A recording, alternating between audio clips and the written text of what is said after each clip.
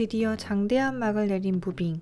무빙은 히어로들의 이야기이지만 장주원이 지희에게 했던 좋은 사람이 이기고 사랑하는 사람과 함께하며 끝난다는 말처럼 각 인물들은 자신들의 나름대로 모두 해피엔딩을 맞이했는데요.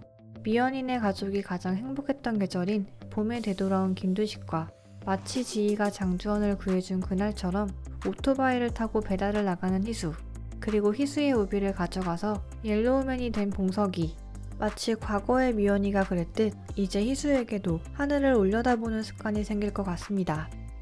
희수와 봉석이가 정준하와 싸우는 장면에서는 과거의 두식이가 미연이에게 말했듯 봉석이가 희수에게 똑같이 말하는 장면이 등장하기도 했죠. 그리고 어느 분이 말한 것처럼 버스의 살을 잘리지 않는 게 초능력인 것 같은 전개도까지. 그런가 하면 보면서 눈물을 자아냈던 인물들도 있었습니다. 특히 북한 인민군들의 서사가 그러했는데요. 고영득과의 마지막 대화 장면은 오늘 리뷰에서는 드라마에서는 생략된 원작 속 설정, 브릿지와 관련한 이스터에그와 스쳐 지나가는 장면들을 숨겨져 있던 새로운 시즌에 관한 떡밥들을 리뷰해보려고 합니다. 원작 속 이야기와 함께 리뷰할 예정으로 영상에는 스포일러를 포함하고 있습니다. 드디어 정체가 밝혀진 신혜원. 13화에서는 나주의 말을 통해 잠깐 그 존재가 언급되기도 했죠. 민차장을 거침없이 대하는 신혜원의 태도를 통해 혜원의 위치를 짐작해볼 수 있는데요. 따라서 김덕윤과 김현성의 대화 장면에서 등장한 계획을 세우고 명령을 내린 자, 두더지처럼 어디에 파묻혀 있는지 파악이 안 되는 놈은 신혜원을 지칭하는 것일 확률이 높습니다. 사실 원작에서는 NTDP 사업을 주도한 게 신혜원이었고 나중에는 이를 후회하며 자신이 직접 그 파일을 없애는 인물입니다. 그러나 드라마에서는 조례혁이 사업을 주도한 것으로 나왔기 때문에 다른 역할을 하는 것 같았는데 그게 아니었던 것 같아요. 오히려 원작보다도 더한 빌런이 될 수 있는 인물 같아 보입니다.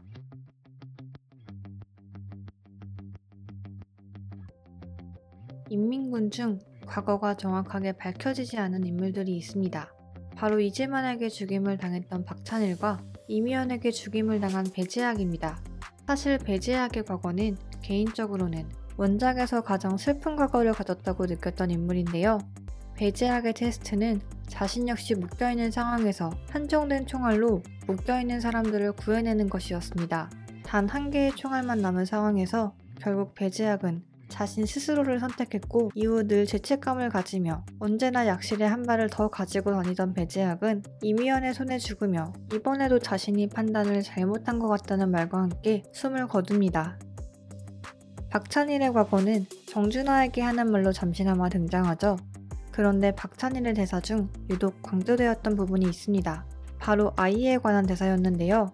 정준하가 이제 곧 아빠가 된다고 말하자 갑자기 표정이 변한 박찬일은 조용히 하라고 말하며 혹시 누가 이 말을 들었는지 주변을 둘러본 뒤 정준하를 데리고 가는데요.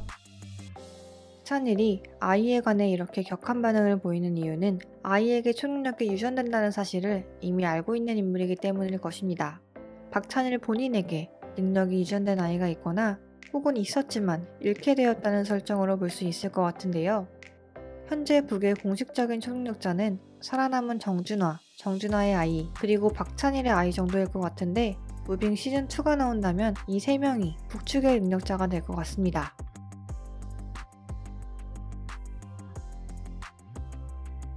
무빙 7화에는 싱크홀에 관한 장면이 2번 등장합니다. 첫 번째는 버스를 타고 집에 가는 봉석이가 창밖을 내다보는 장면에 등장하는데요. 싱크홀 팻말을 들고 있는 아저씨가 주저앉아 있고 시민들이 그런 아저씨를 내다보고 있습니다.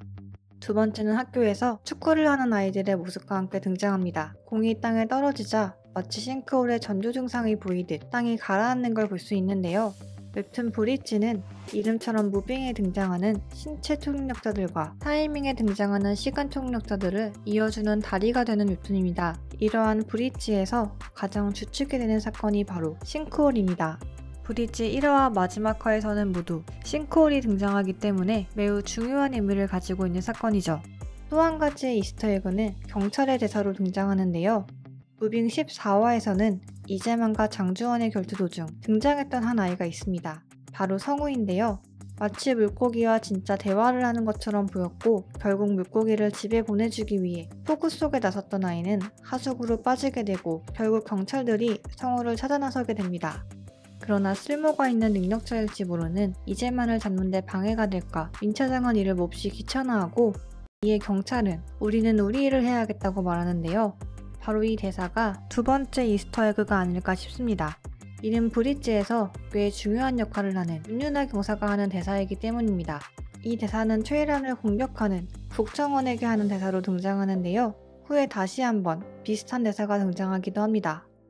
경찰이 국정원을 향해 하는 대사라는 점에서 그 의미가 일맥상통한다고 볼 수 있을 것 같기 때문에 이 대사 역시 브릿지에 관한 이스터에그로 볼 수 있을 것 같습니다.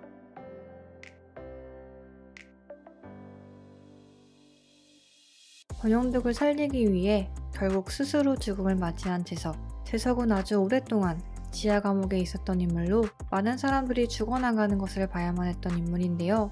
그런 재석의 옆방에는 또다시 새로운 인물이 들어오고 무슨 말을 해도 대답을 하지 않던 인물은 재석이가 죽음을 암시하는 말을 하자 포기하지 말고 살아보자는 말을 합니다. 자막에서도 그냥 남자라고 표시될 뿐 누구인지 정확하게 나오지는 않았지만 이 인물의 목소리를 자세히 들으면 이 인물의 정체는 김두식일 확률이 높아 보이죠. 포기하지 말고 살자는 말은 재석이를 살린 말이기도 하지만 김두식 스스로를 향해 다짐하는 말이기도 했던 것 같아요. 무려 16년 동안 감옥에서 버티며 미연이와 봉석이에게 무슨 일이 있어도 돌아가기 위해 말이죠.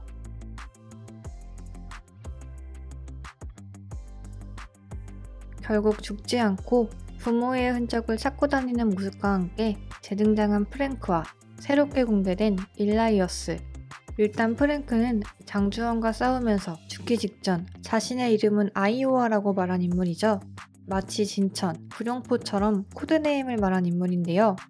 주황색은 빨간색도 아니고 노란색도 아닌 이것도 저것도 아닌 색이라 싫다던 희수애매처럼 주황색 옷을 입고 다니던 프랭크는 죽기 직전 자신이 누구인지 스스로 정체성을 확립했다고 할 수 있는 인물인데요. 따라서 시즌2에서는 오히려 미국과 대립할 가능성이 더 큰 인물이죠. 그러한 프랭크보다 더 높은 등급을 받은 것으로 보이는 일라이어스는 짧게 등장했던 프랭크의 과거에서 프랭크의 바로 옆에 등장하는 인물입니다. 같은 동양인이라는 공통점이 있지만 갑자기 미국으로 보내졌던 프랭크와는 달리 일라이어스는 처음부터 미국에 있었던 것으로 보입니다. 현재 무빙에서 완전하게 떡밥이 풀리지 않은 인물은 나주의 딸인 양세은과 물고기와 대화를 하는 것처럼 보인 성우인데요. 이들은 아마도 시즌2에 등장할 여지를 남겨둔 것이겠죠. 이외에도 인턴 기자가 된 한별이와 민 차장의 자리를 대신한 마상구 역시 새로운 시즌에 등장할 여지를 남겨둔 것 같습니다. 무빙은 28화는 짧은 분량이었지만 마치 아주 긴 시간 동안 대하 드라마를 본 기분이었습니다. 워낙 탄탄한 세계관을 가지고 있는 작품이라 시즌2가 정말 기다려지는 작품인데요. 저는 다음 영상으로 돌아오겠습니다. 감사합니다.